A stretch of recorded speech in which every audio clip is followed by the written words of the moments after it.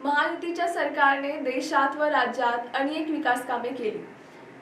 या विकासाच्या प्रक्रियेत छत्रपती संभाजीनगर शहराला उद्योगांचे महत्त्वाचे केंद्र बनवायचे आहे।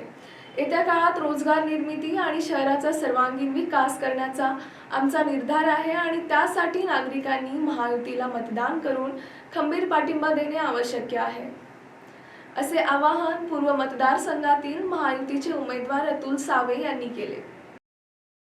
विधानसभा निवडणुकीच्या प्रचाराच्या शेवटच्या टप्प्यात सावे यांनी शुक्रवारी गारखेडा परिसरातील वार्ड 94 गजानन नगर येथे जती महारुद्र हनुमान मंदिरातून पदयात्रेला प्रारंभ करत त्यांनी नागरिकांशी संवाद साधला।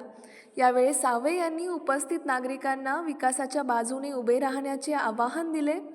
या प्रसंगी अभिजित देशमुख, आकाश राऊत, अशोक दामले, पंडित कांते यांच्यासह मोठ्या प्रमाणावर महायुतीचे पदाधिकारी, कार्यकर्ते व नागरिकांची उपस्थिती होती।